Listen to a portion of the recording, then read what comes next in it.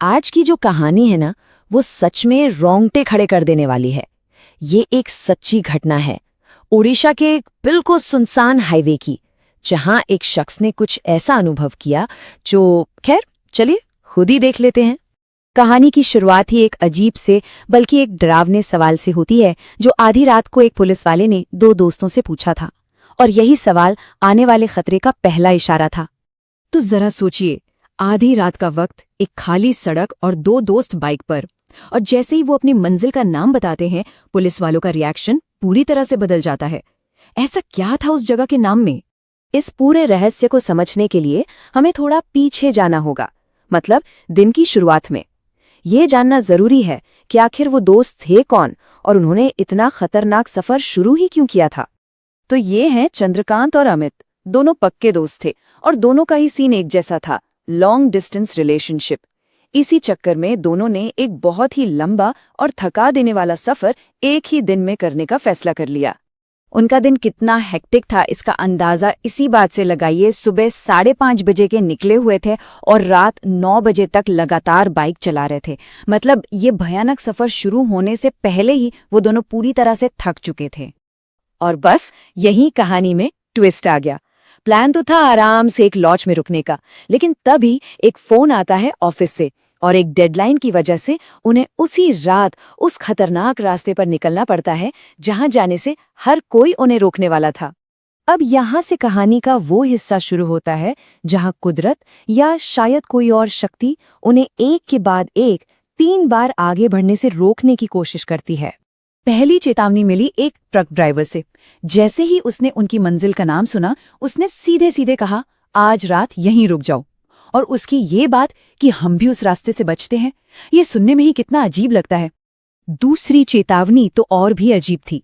भवानीपटना के पास पुलिस ने उन्हें रोका और फिर जो किया वो किसी ने सोचा भी नहीं होगा। उन्होंने उन दोनों की, उनके आधार कार्ड की और उनकी बाइक की तस्वीरें ले ली, मानो वो किसी अनहोनी की तैयारी कर रहे हों। और फिर आई तीसरी और सबसे सीधी चेतावनी। रात के 2 बजे एक बड़े से पुलिस नाके पर एक अफसर ने उन्हें रोककर साफ साफ कहा, जंगली जानवर तो हैं ही, पर वहां बहुत सी अजीब चीजें भी होती हैं। अब तक तो सिर्फ बातें थीं, सिर्फ चेतावनियां, लेकिन अब उनका सामना सीधे उस चीज से होने वाला था जिसके बारे में सब उन्हें आगाह कर रहे थे। तो हुआ ये कि पुलिस चेकपोस्ट से थोड़ा ही आगे निकले थे कि अचानक जोरों की बारिश शुरू हो गई। वो एक छप्पर के नीचे रुके और तभी चंद्रकांत ने कुछ ऐसा नोटिस किया जो हो ही नहीं सकता था। चंद्रकांत का ये सवाल डर और कंफ्यूजन से भरा था। उसका दोस्त अमित, जो ठीक उसके पीछे बैठा था, उसी बारिश से गुजरा था, लेकिन वो एकदम सूखा था। ये कैसे मुमकिन था? और फिर वो सच सामने आया जिसे सुनकर किसी की भी रूह कांप जाए। कुछ गांव वालों ने चंद्रकांत को रोका और कहा, अरे तुम तो अकेले ही जा रहे हो, इस मोटरसाइकिल पर तुम्हारे सिवा और कोई नहीं है। और ठीक उसी पल असली अमित एक कार से वहां पहुंचा। पता चला कि वो तो पुलिस चेकपोस्ट पर ही पीछे छूट गया था। तो फिर वो कौन था जो बारिश में चंद्रकांत के साथ बाइक पर सफर कर रहा था? अब हम पहुंचते हैं इस सफर के सबसे खौफनाक हिस्से में। दोनों दोस्त अब दोबारा मिल चुके थे और अब उनका सामना उस हाईवे के असली खौफ से होने वाला था। कहानी का क्लाइमैक्स यहां से शुरू होता है। घने जंगल के बीचों बीच अचानक उनकी बाइक बंद पड़ गई। जब वो उसे धक्का लगाने लगे तो बाइक इतनी भारी महसूस हो रही थी जैसे उस पर कोई और भी बैठा हो। और तभी साइड मिरर में उन्हें सफेद कपड़ों में एक साया अपनी तरफ आता हुआ दिखा।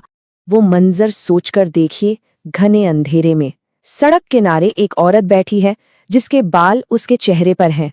वो एक बोरी खोलती है और उसमें से एक बच्चे का कंकाल निकालती है, उसे अपने गोद में रखकर हल्दी लगाती है और फिर जोर जोर से रोने लगती है। किसी तरह हिम्मत जुटाकर वो दोनों वहां से भागे, लेकिन जाते जाते चंद्रकांत ने एक बार पीछे मुड़कर देख लिया और जो उसने देखा वो औरत अब जमीन पर नहीं थी, बल्कि सड़क के किनारे एक पेड़ से लटक रही थी। तो आखिर ये सब था क्या? इस पूरी भयानक घटना के पीछे की कहानी क्या थी? चलिए अब इस राज से भी पर्दा उठाते हैं। गांव के एक आदमी ने उन्हें बताया कि सालों पहले उसी सड़क पर एक एक्सीडेंट में एक औरत ने अपने पति और अपनी 7 महीने की बेटी को खो दिया था। वो पूरी रात उनकी लाशों के पास बैठकर रोती रही और अगली सुबह उसने भी पास के एक पेड़ से लटककर अपनी जान दे दी।